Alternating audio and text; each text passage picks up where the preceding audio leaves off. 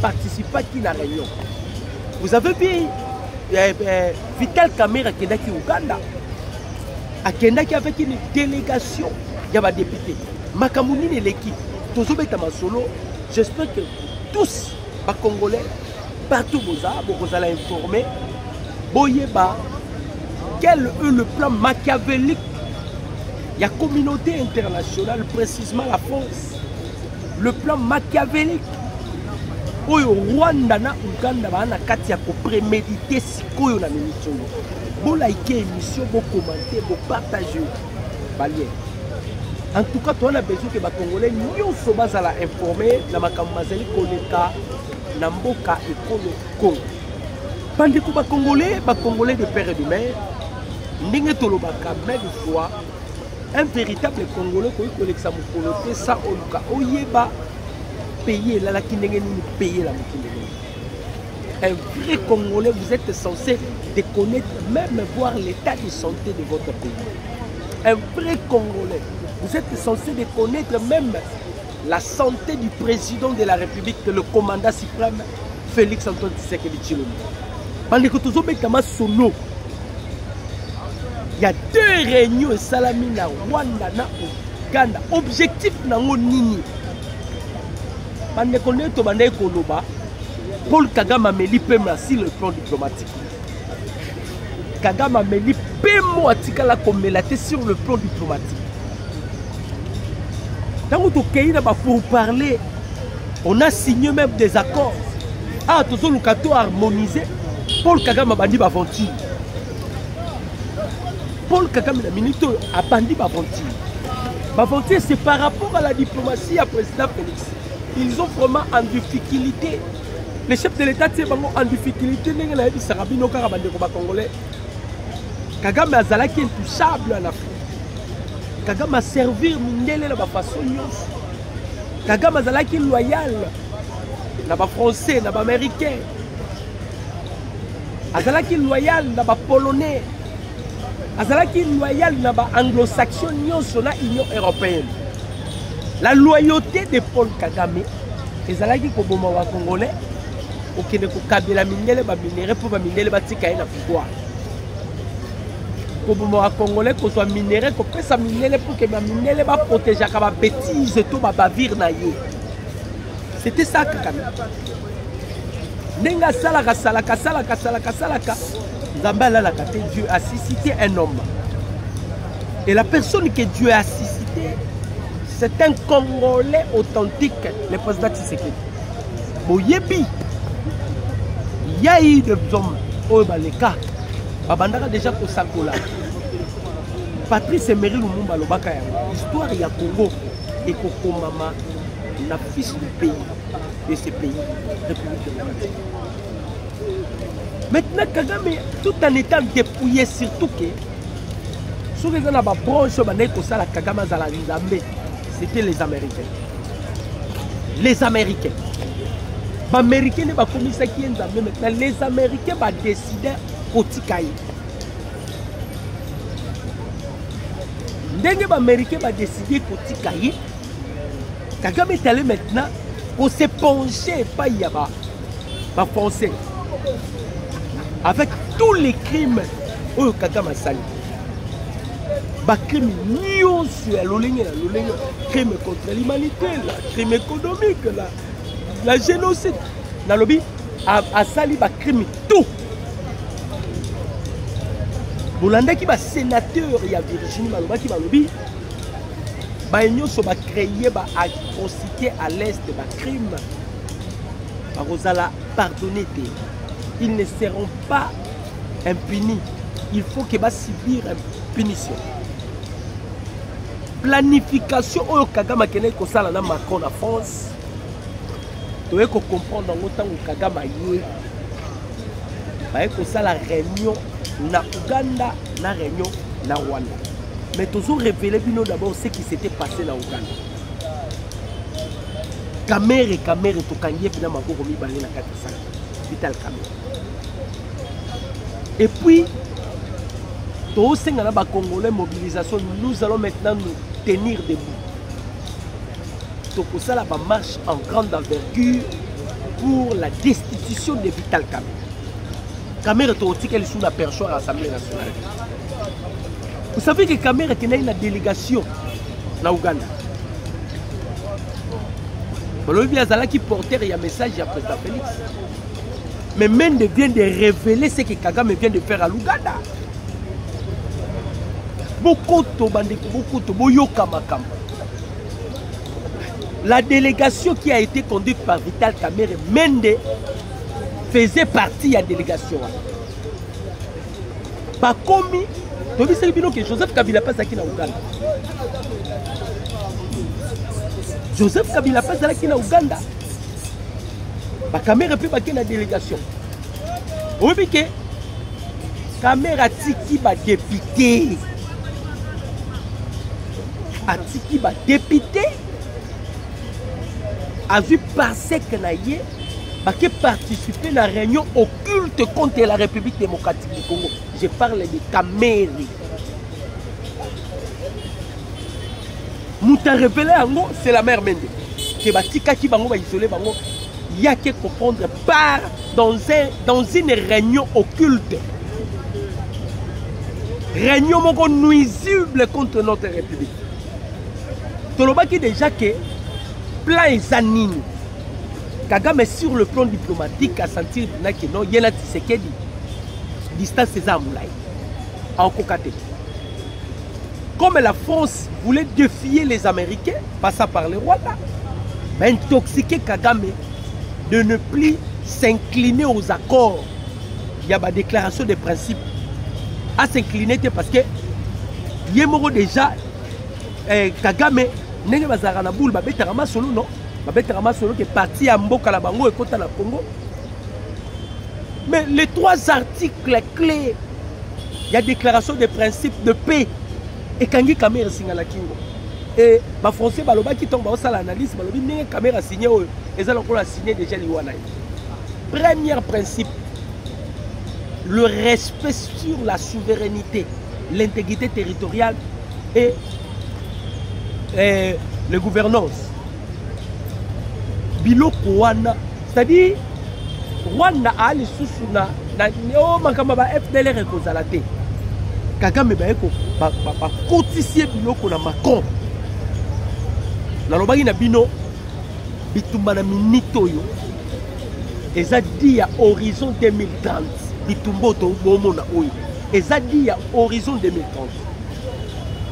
Na horizon 2030, c'est-à-dire à si ba 2030, il y aura ce qu'on appelle la transition énergétique. La transition énergétique se fera comment? Tozo longola ba mituka ya ba carburant, tozo longola ba mituka ya ba essence, tozo longola ba mituka tozo koma na biloko nyoso électrique. Maintenant, le minerai, ba biloko nyoso c'est au Congo. En dehors de ça, la guerre économique entre les États-Unis d'Amérique et la Chine. La France a tellement isolé, ils ont écarté par les États-Unis. Les Français sont allés maintenant intoxiquer Paul Kagame. Réunion Salamina, Ouganda. Kabila a pris part à la réunion. Steve Wemby, Kamerhe aussi était dedans. Parce que Tika qui va mener, il y a qui comprendre par la réunion. Maintenant, réunion est que Salamana na Rwanda, na Kigali. Le chef d'état-major ougandais a zalaki na réunion. Beaucoup de personnalités. James Kabarebe, c'est-à-dire basali réunion occulte. Nyosoyo, bazolu kakaka babimisa solution. Parce qu'ils ont peur na lobaki na bino. Kobange zanini. Jusque-là, les États-Unis d'Amérique ont dit qu'il faut frapper. Parce qu'on n'a pas encore signé des accords. Les États-Unis d'Amérique frappera le jour où on signera des accords avec les États-Unis. Mais, ma service de renseignement, ils ont travaillé déjà avec ma service de renseignement américain. Bango va dévoiler coup d'État où ça soit dans le batindaki Marco Rubio akende mettre en garde Emmanuel Macron en France, batindaki M. Massa de Bolos à mettre en garde à Sassou. Maintenant, réunion et salami na Kigali, réunion nini. Où est salami na Kigali? Réunion salami na Kigali, et sa décision finale. On va récupérer Nord Kivu, Sud Kivu. Nord Kivu na Sud Kivu. On va soit entièreté nango. Ceux qui plan na bango wana échoué. Ceux qui plan na bango échoué. Va procéder à l'élimination physique. Et les gens qui sont ciblés, va cibler Maman Thérèse Kaïkwamba. Va cibler, d'ailleurs, le président Félix Azalaran déjà ciblé là-bas. Ils ont ciblé beaucoup de gens. Beaucoup de gens. On va tenir la liste na bango. Ceux qui, par malheur, mission na bango, va préparer et s'imiter. Ils vont utiliser maintenant des proches du président Félix. Il y a un moment où ici, les Congolais, est-ce que beaucoup pour rejoindre des bissotés? Tout ça, la Mobondo, tout qui est de la destitution, il y a Vital Kamerhe dans l'Assemblée nationale. Kamerhe est le pion majeur. Il y a Nicolas Lonneur. Le numéro 1. Il y a renseignement français. Kamerhe travaille avec les Français. Si vous avez Kamerhe et Sama Lokonde, vous avez joué double jeu. Kamerhe de l'autre côté a cédé humilité à Matata Poli. De l'autre côté, Sama Lokonde a cédé humilité à Joseph Kabila. Batouana na calcul na bango bazalaki nango. Bande ko prendre part na ba réunion occulte. Babandai ko zala. Na ba calcul na bango. Bayeba qui soit nanga vie, soit les coup d'état et resimba. Soit nanga ye, soit coup d'état na bango et resimba. Bayeba ibongo. Nanga échec. Coup d'état. Plan pena basali même nanga. Bah il faut pas bomayer. Bah bomayer parce que ceux qui va commis na Kinshasa na objectif parce que c'est la République du Kivu. Ceux qui va commis wana peut-être il peut revendiquer Bilo. Il faut pas exterminer. La liste est tellement longue. La liste est tellement longue. Mais pas si ça que Kamerhe a pris part dans la réunion occulte contre la République démocratique du Congo. Yolande Makolo alobaka, Yolande Makolo. Alobaka bi ali route Tshisekedi Zoya. Ceux qui te continuent kotika Tshisekedi la pouvoir nos intérêts ya Rwanda, l'intérêt na biso ba Rwandais et ko sala en danger. Yolande Makolo. Alors il faut tout ça là, il faut tout soutenir l'opposition. Tout soutenir l'opposition pour bloquer Félix. Donc on y va suivre Fayoulou. On a utilisé Fayoulou.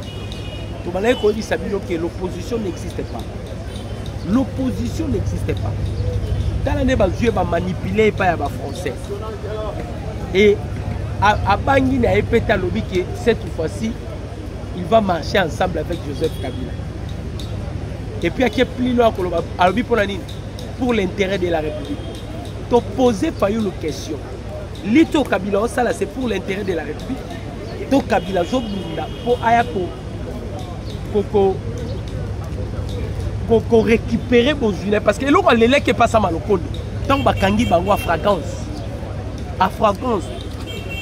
Bakangi sama azo solo la nana na Kabila. Et l'on ni Kabila olé. Kabila lele abi si c'est que d'abord toli bidon là. So to tikalika libanda ko joignos. Et tout ce que je bâtis na fuère d'angaï et ko kende. Batouba oui batté.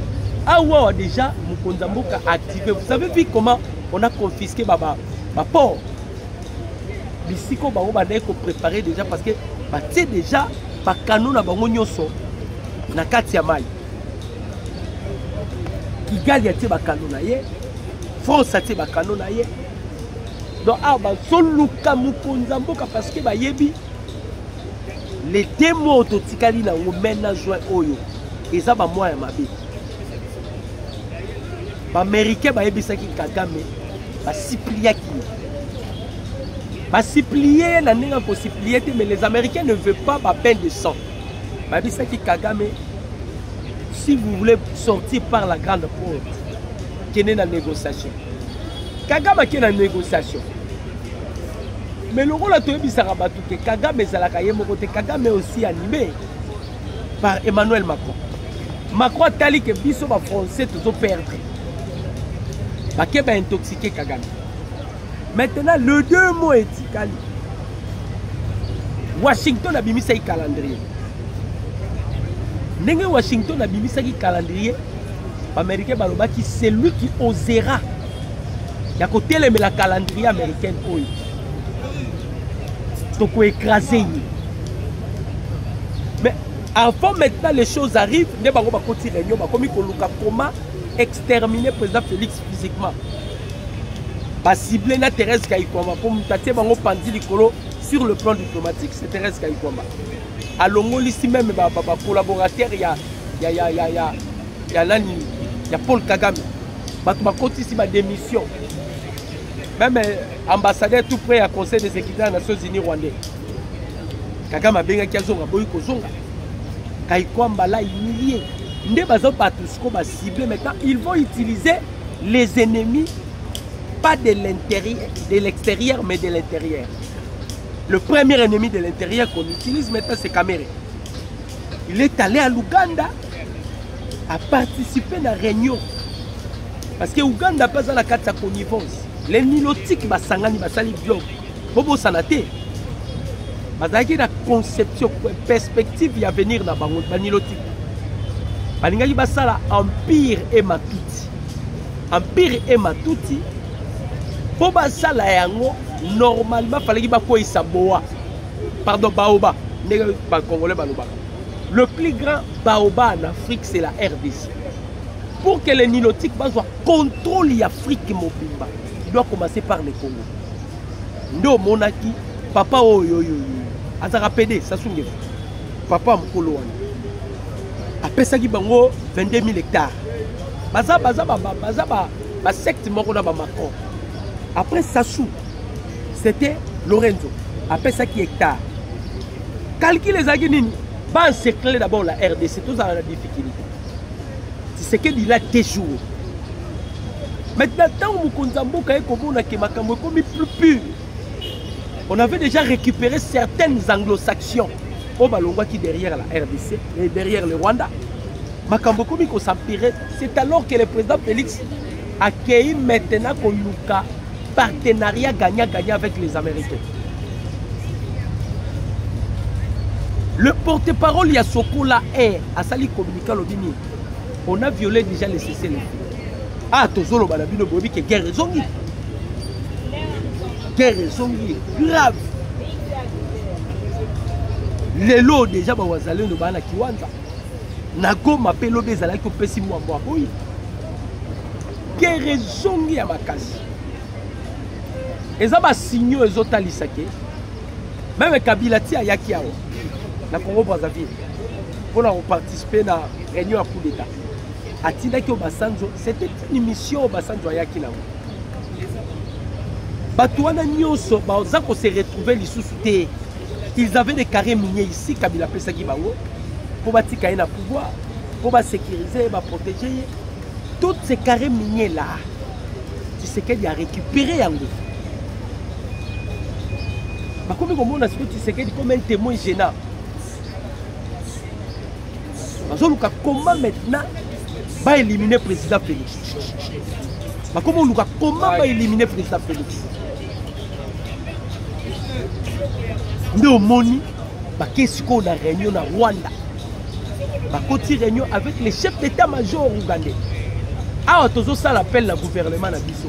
Bozo zela le pire arrive. Pourquoi ça?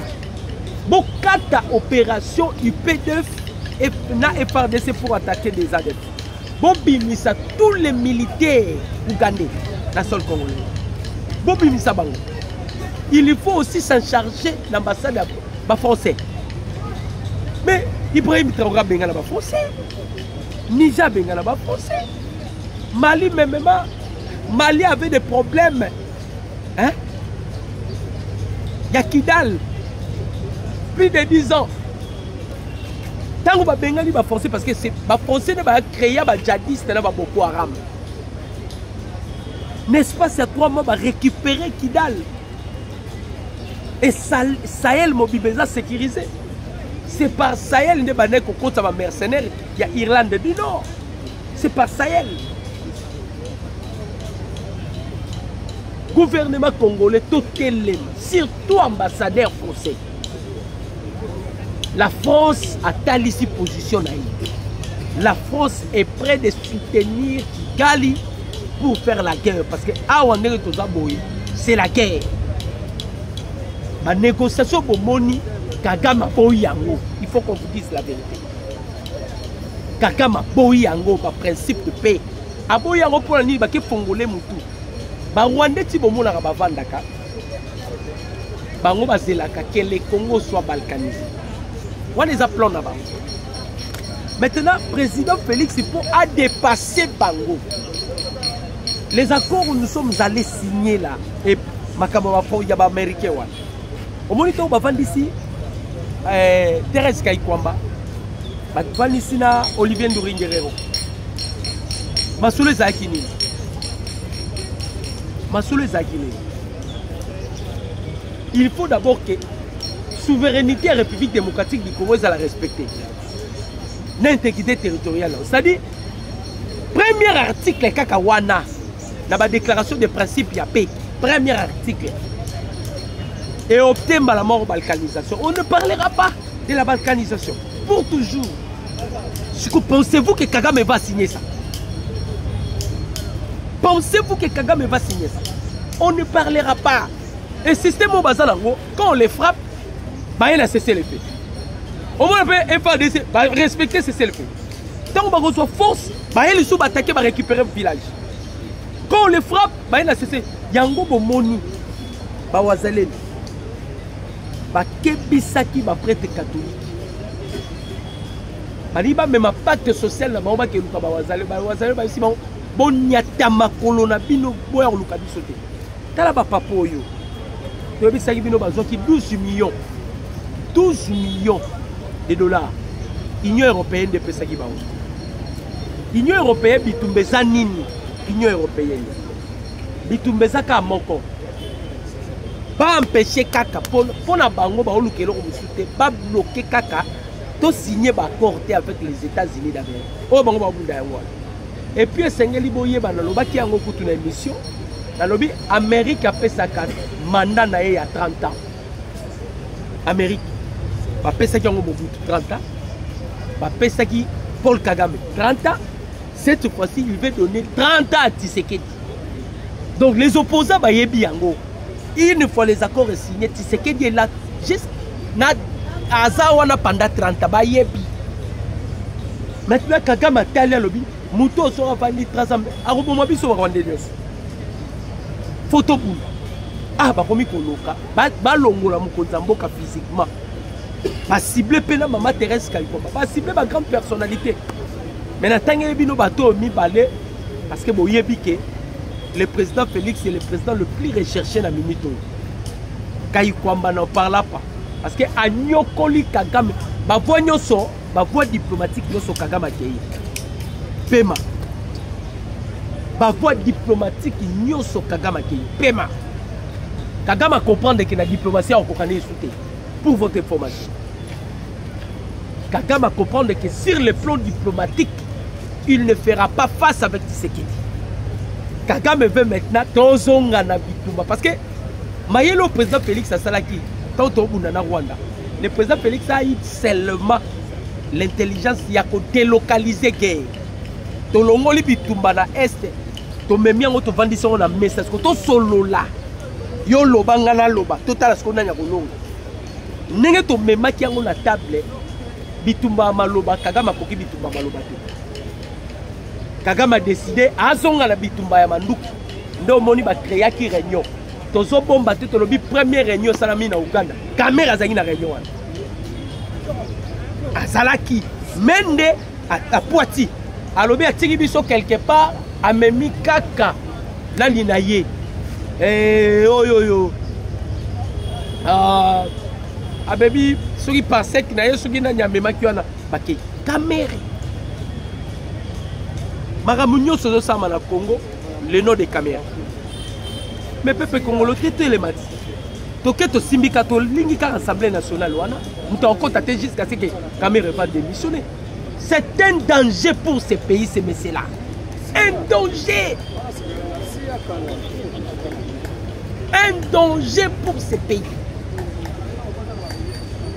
Le Congolais va sentir déjà que Mukonzamboka azali sous na bangote et que chef de l'État a yebi déjà ma manigance de son bassal. Non, moni ba komi ko se positionner. Yéwana a quel penza réunion. Ba komi ko luka ko se positionner parce que ba yebi ke makambusi bébé. À lire où va les choses, surtout qu'avec les États-Unis. Problème c'est que les gens s'est posé à ma casse. Malgré ce qu'ils font, Bandeko, les États-Unis,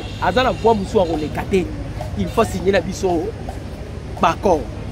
Pour votre information, Bandeko, Nabandako Lobanabino, je vous ai toujours dit, Batebele, comprendra Maramo, na Lobarate. Bandeko, si on peut parler d'un pays le plus béni au monde, c'est la RDC.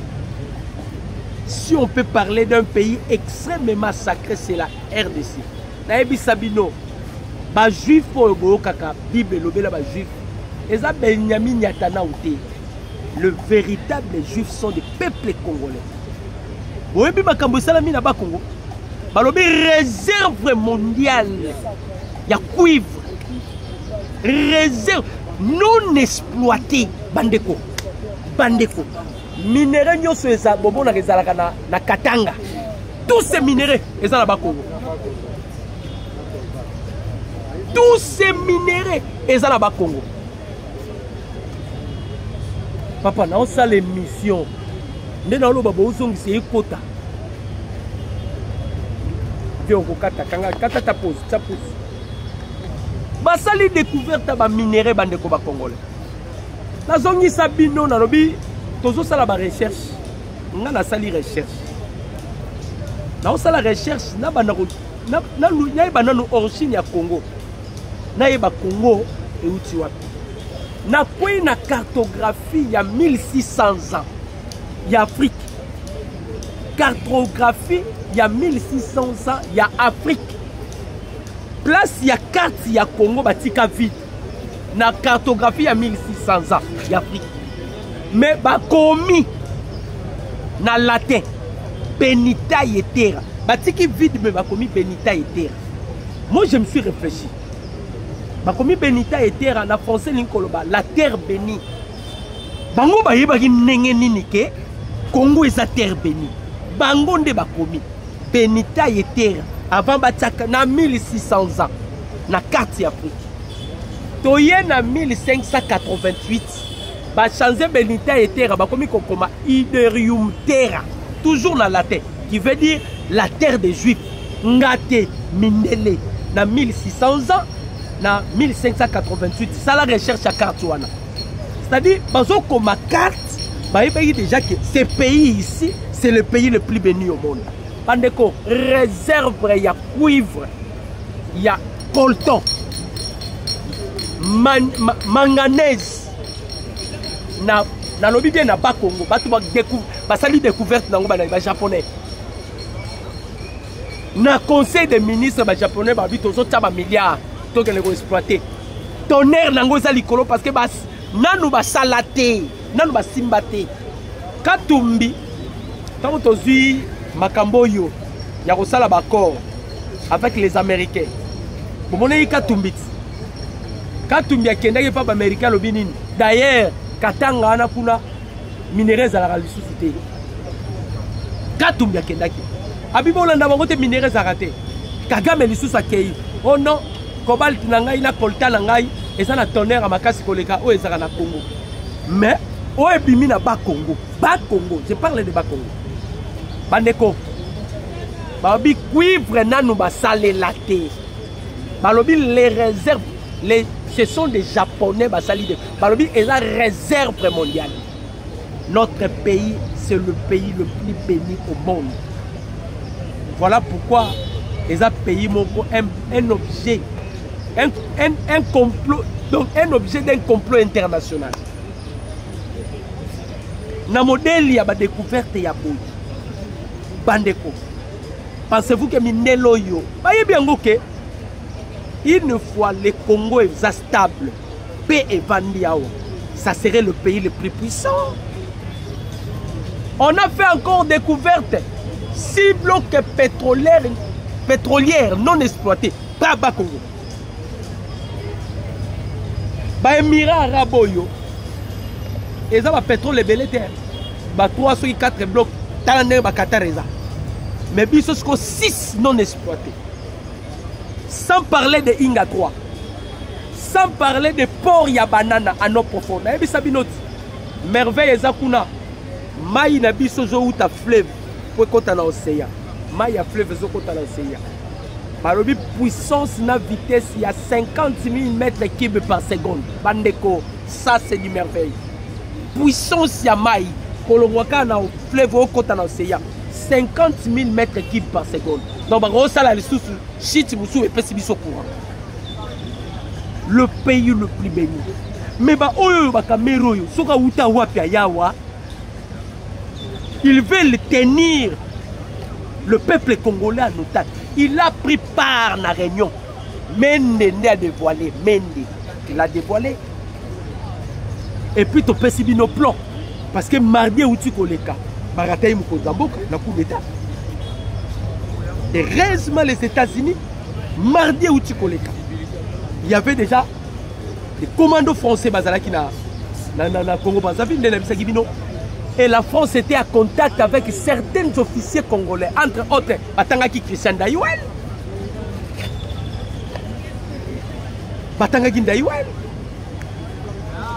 Batangaki Christian Dayouel. C'est-à-dire, bah, comprendre que Congo est na défenseur, Congo est na interlocuteur, Congo est poulailler au Joseph Kabila Sala, Moutounio son compte à Yibi Naye, Mousseveni Yayiba. William Ruto Yayiba. Tunyoso. Angola a exploité pétrole na biso. Ouganda a exploité pétrole na biso à lac Albert. Bana kata ko exploiter.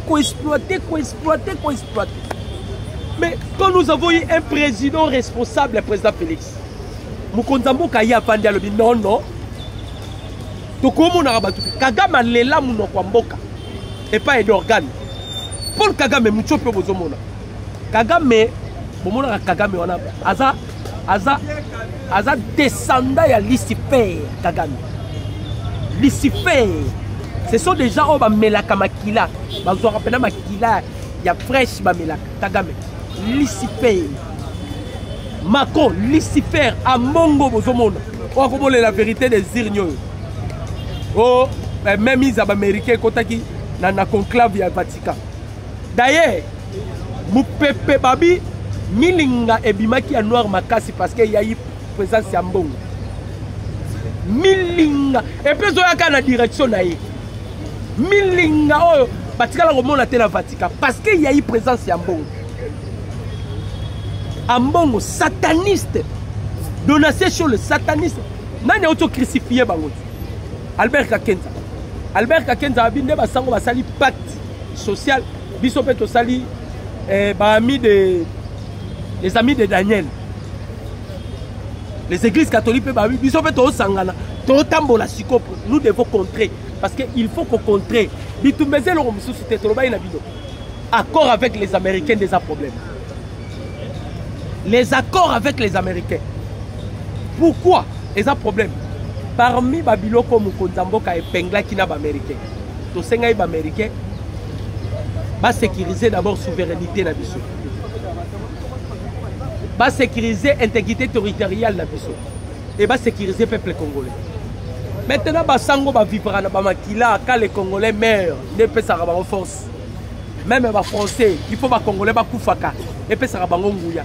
Va vivre à Bamakila, ce que Makila est kotangate. Non, mon bazu ba kipeleke, c'est pas comme ko baluka baluka. Ba comme ko baluka baluka. Président Félix Ayatali degré. Batu bazo zouana Congo, non non non. Tobane ko bloqué d'abord 60 millions de dollars par an. Non. Mensuellement, par an. 60 millions de dollars mensuellement que le gouvernement congolais donnait à l'armée rwandaise sous forme d'indemnité. Et là, quelqu'un qui est le père de Okan. Yo vendu le bio Kabila Zo. Kabila. Congolais sont le biboba, mais on a mboké Kimeno. Et pas Gilles Moulindo. Et pas prophète Gilles Moulindo. Pas délivré yo.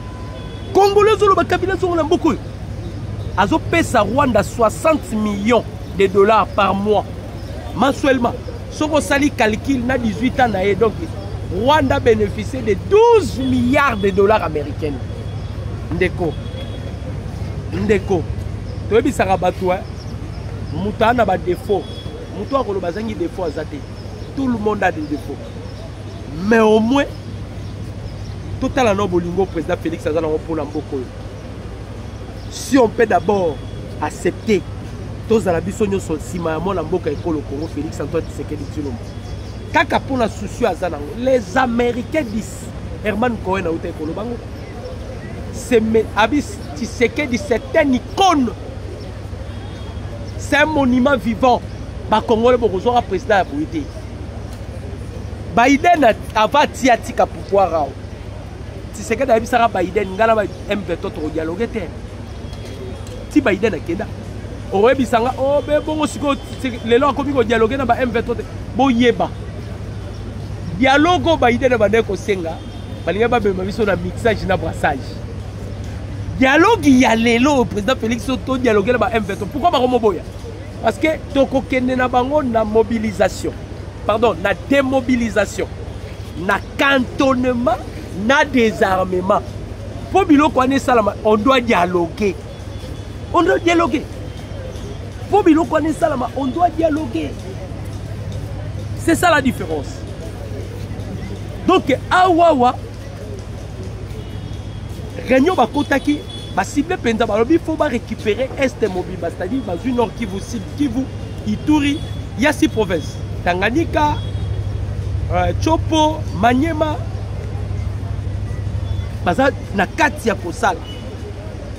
Nduringere va préparer coup parce qu'il y a eu même le chef d'état-major ougandais. Le chef d'état-major à Congo Brazzaville, ça soit ta Mutema Mabe, ça soit ta Mutema Mabe. Il y a Mutema Mabe à s'assurer l'équipe. Mais tu dois comprendre ça. Tu dois comprendre. Mutema Mabe à s'assurer Bima, tant que tu as dit pour il y a nos profond. Bande ko port ya banana ya no profond bomonaka. Et meli port ya lobito. Et meli port ya Pointe Noire. Et kozala na capacité ya koyamba 300 navires. C'est ce qui boostera notre économie. Avec un port ya banana, on peut avoir des milliards d'économies. Yango monaka na port ya banana, image bimakate. So kekuno mekika image bakangi. Image bimakate. Image bimakate, c'est-à-dire c'est quelque chose qui se fait dans le secret. Et ça parmi biloko yo Mobutu ameka bakebisai. Kasavu bameka bakebisai. Mouzé Lora ya bameka bake. Mais quand le président Félix est venu, Nkodambo a accueilli avec l'imposition. Surtout que il est protégé divinement par Elohim. C'est qu'il est protégé divinement par Elohim. Tango ya bandis ko meka parce que azotanza mena preuve. Nzambe ya ba Congolais.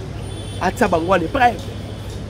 Abandi ko meka ba mindela, bandi ko meka mindela, bandi ko do somo na ke ba mindela siko lelo yo. Ba ko s'incliner. Nani Inga 3 banda ko tele melango. Lelo les Américains ba accepter Inga 3 parce que avec Inga 3 tokozo ba izina wa ya menene ya menene. Toko sala na ba fusée awa. Toko sala na ba minini biloko belé avec Ingagwa. Donc bandeko ba congolais, bien que bazo ça la réunion, il y a une disposition aussi à l'est de la République. Bandeko déploiement, il y a grande envergure et Salamina Est. Ndouringere Waleli. Habit Tshisekedi.